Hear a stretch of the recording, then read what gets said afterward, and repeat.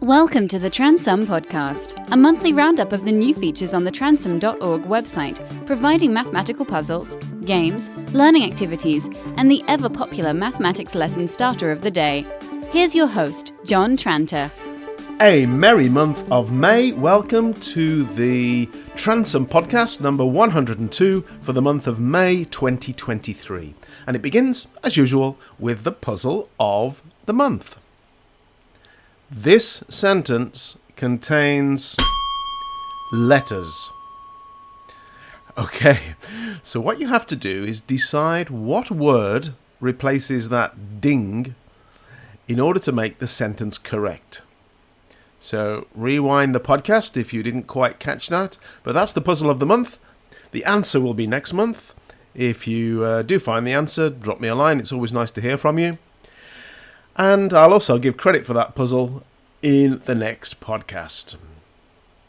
So, while you think about that, here are some of the key resources added to the Transom website during this last month. A new puzzle has been created in the Advanced Starters collection, and it's called Rope Around the World. It's based on the old story of a rope encircling the earth, girdling it tightly, when suddenly an extra meter of rope is spliced in, is sort of added to its length. And this puzzle requires students to calculate the gap that could be evident between the earth and the rope if the rope was then raised up. Now, spoiler alert, the surprising result can be obtained without knowing any earth measurements. So it's independent of the radius of the earth. It's a very interesting puzzle. Two more puzzles, one called Venn graphs and the other called Catering for a Function, have been added to the Advanced Starters collection. So as well as finding them in the Advanced Starters alphabetical list, you could also look in the topics collections if you know what area of mathematics you are looking for a puzzle within. And they can also be found in the curriculum statements pages if you know what part of the curriculum you're teaching and you want an advanced starter to begin your lesson. So the links that I've just mentioned and all the others I'll mention in this podcast can be found in the newsletter, transom.org/newsletter. Now, for those in many Northern Hemisphere countries, the weather is starting to become warm enough to make outdoor maths practical and enjoyable. The ideas on my list range from those that can be done at short notice on the playground to those that will need a little more planning and are substantially adventurous.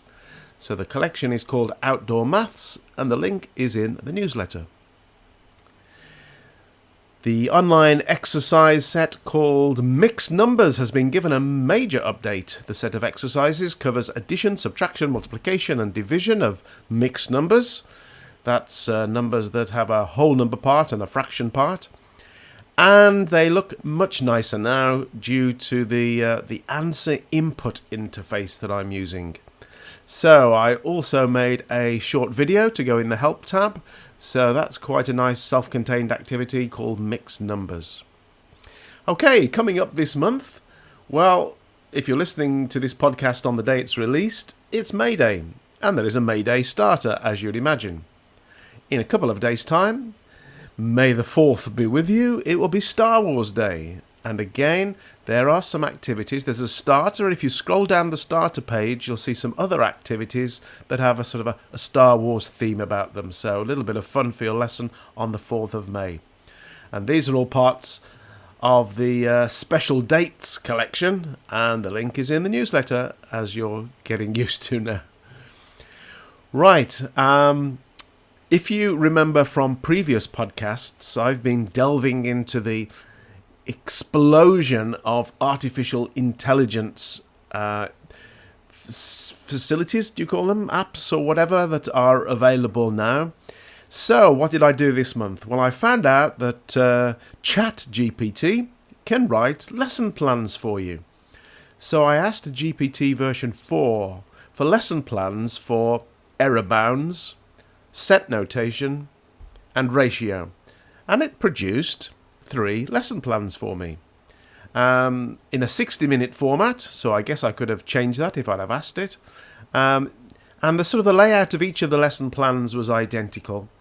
But on the downside, there was no sort of excitement or variety in the plans. They were just very, very straightforward objectives and explanations and activities.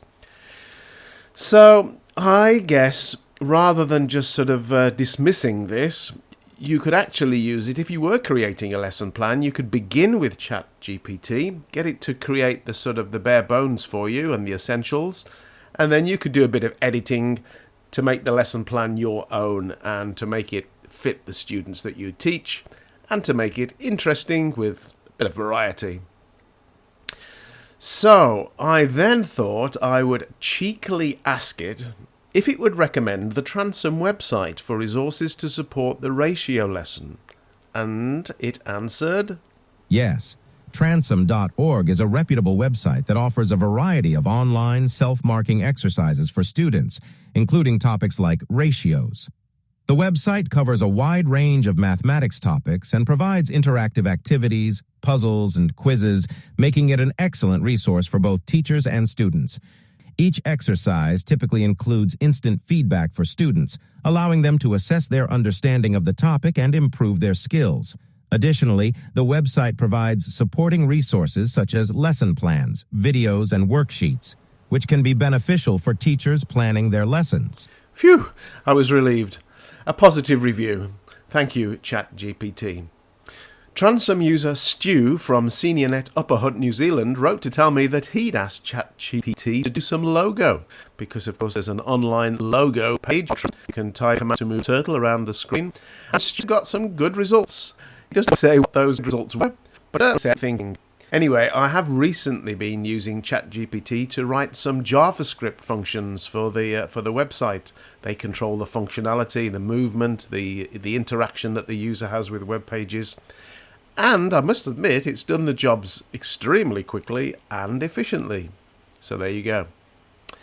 Transom supporter Anne shared an elegant method of solving the how many rectangles on a chessboard puzzle. It involves the combinations formula. So if you've got to know what that formula is. That formula gets applied to vertical and horizontal lines on the chessboard. A clever way of getting the answer for how many rectangles, because a sort of exhaustive method is very exhausting, believe me, so a really nice method of getting the answer. So I've included the details of this method on the How Many Squares page, which is linked to in the newsletter. You can find Transom Mathematics at www.transom.org. Okay, it's in season, and don't I know it. So, don't forget on the website we have IB exam-style questions, many questions that are, given their sort of customization, they are based on past paper questions, but the numbers have been changed and the wording has been changed, so it's the same sort of concepts, but the students will find them new if they've already done the past papers. So have a look at those, and there are particular sets of questions for GCSE as well, both either the higher or the extended, whether you do GCSE or the international GCSE, and also the same for the foundation or core level GCSE and IGCSE courses.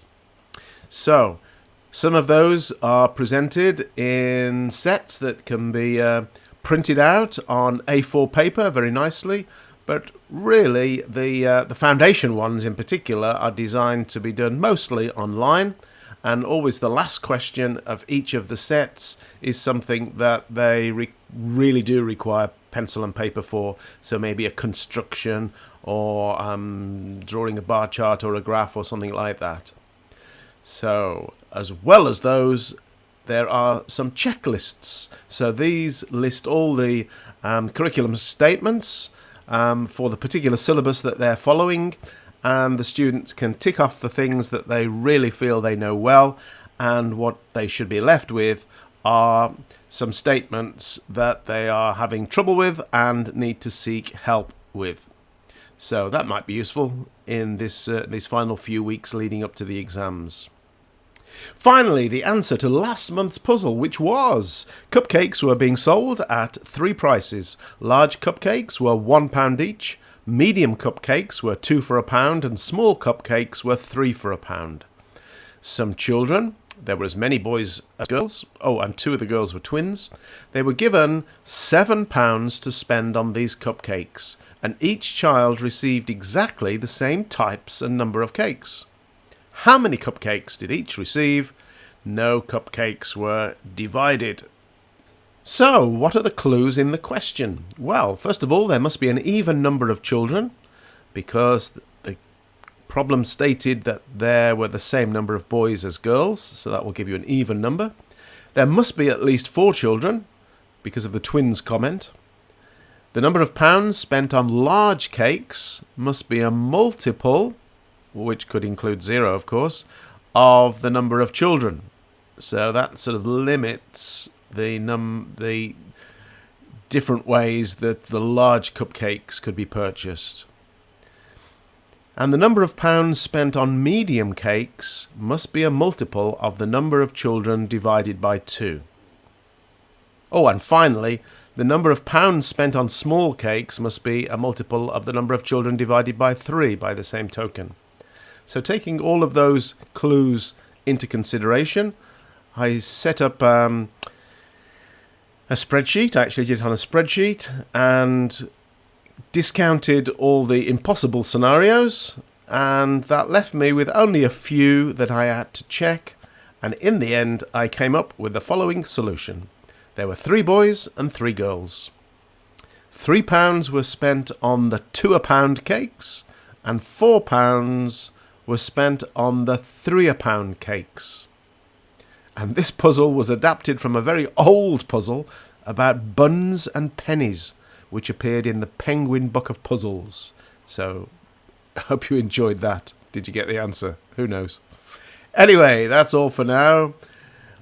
Finally, in the newsletter, I normally finish with a joke. And in the podcast, I always forget. So, here we go. Well, it isn't quite a joke, it's a real serious situation. My PS today is that I enjoy reading Chris Smith's weekly newsletter. It's very good. But I was horrified a few weeks ago to read that he had been writing mathematical things on his wife while she was sleeping. You should have seen the expression on her face when she woke up. Bye.